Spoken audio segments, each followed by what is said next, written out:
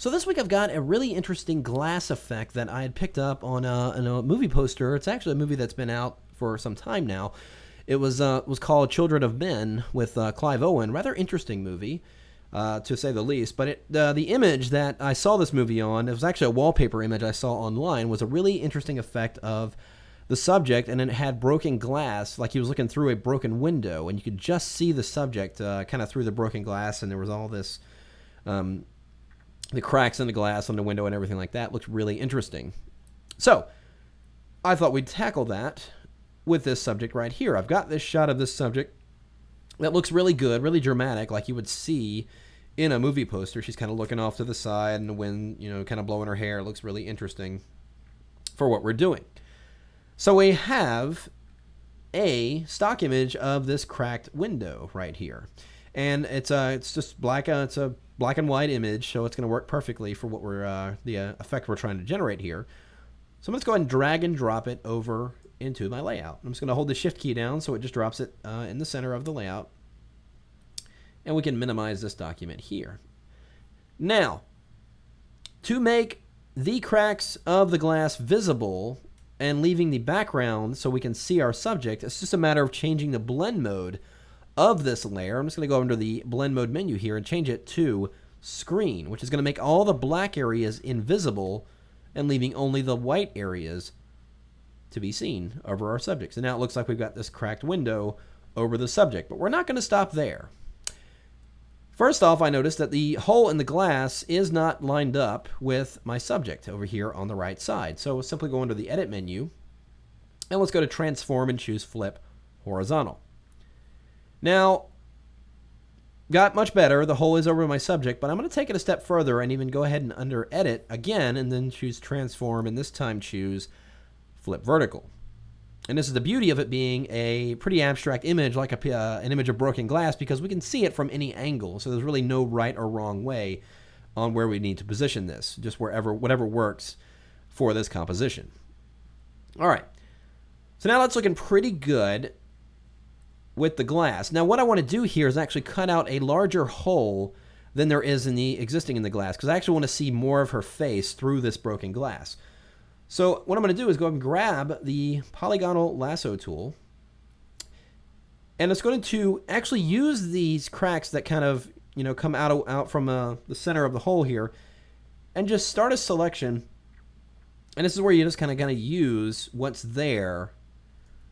But the main concentration here is that we want to see a fair amount of her face. Not all of it. We're just going to have some areas obstructed just for the sake of drama.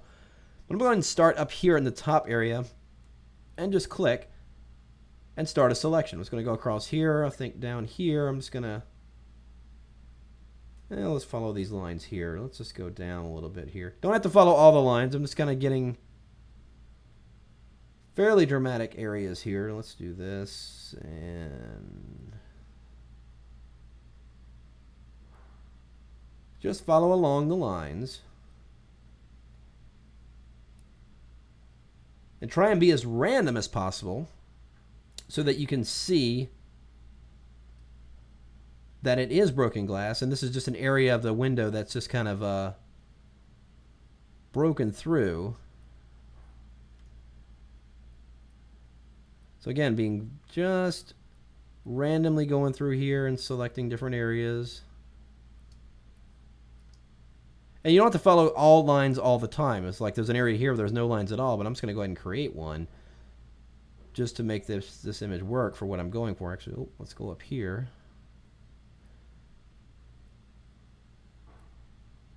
Something like that. So I got a fairly good... good amount going on here. Well, I'm going to go ahead and add a layer mask to this image, and since I have an active selection already, I'm going to hold down the Option key, that would be Alt on Windows. As I click on the layer mask icon, it will hide what is ever actively selected, just like that. So we can see that that area is getting kind of knocked out, and looks like we can see more of her face. Well, this broken glass image doesn't really seem to work on its own. It really is clean, other than the cracks and little nicks in the glass.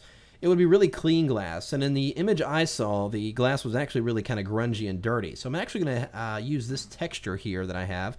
Again, a simple stock texture that I found. That's got some kind of a brushed element to it, really dirty. I think it's gonna work just fine for that. So let's go ahead and take that, drag and drop it over as well. And I want to use more of the brighter areas of this texture. So I'm actually gonna scale it a little bit by putting it in free transform. I press Command T and let's just scale it up here a little bit there. There we go. And then I'm not going to use a blend mode, but I'm rather going to drop the opacity of this layer to around 50.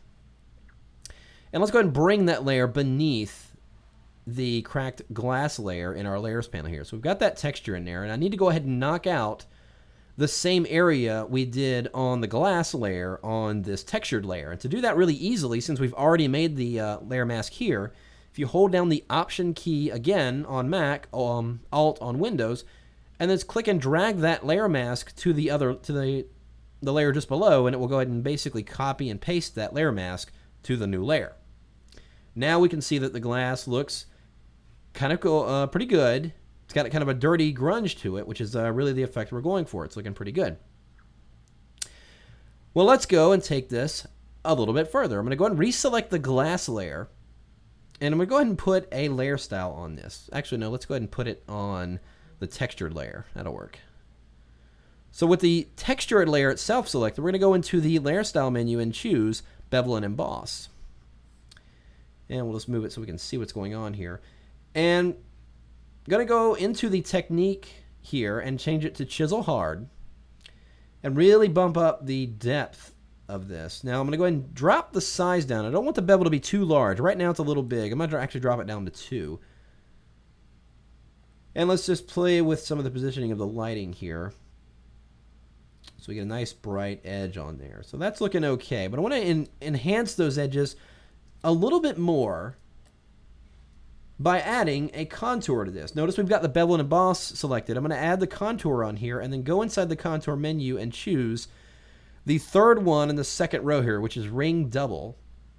And that's, you can see that gives that edge, or that glass edge, a little bit more roughness to it. If I turn it on and off, you can see the difference there. It might even be a little bit too much. Let's just try the one next to it, a little single row. There we go. That looks pretty good.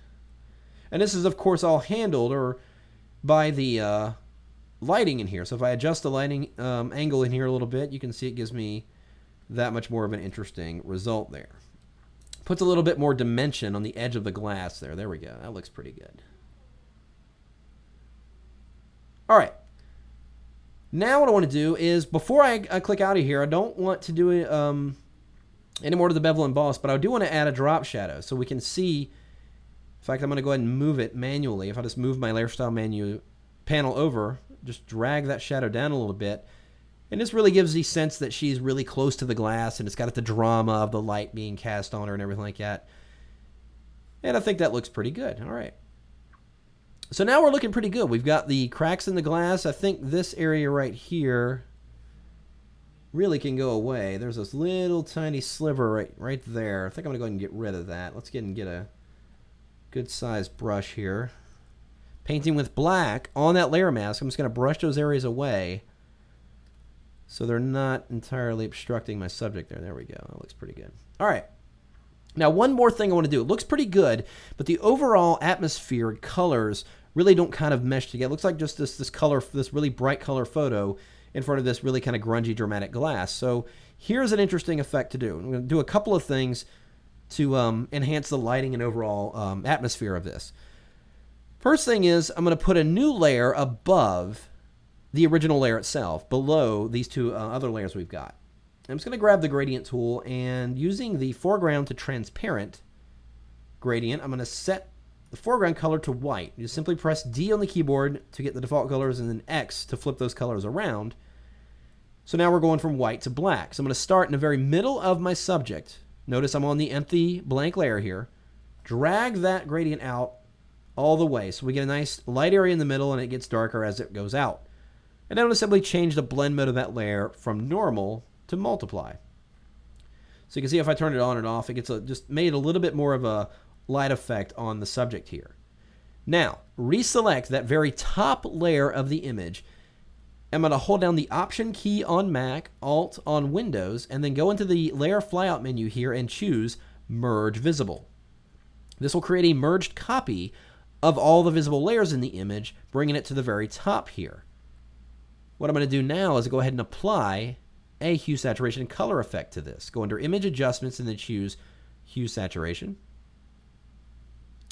And inside here, we're going to check on Colorize and set the hue to 200 and the saturation to 40. And leave the lightness at 0 and click OK. And then merely change the blend mode of this layer once again, from this time from normal to soft light.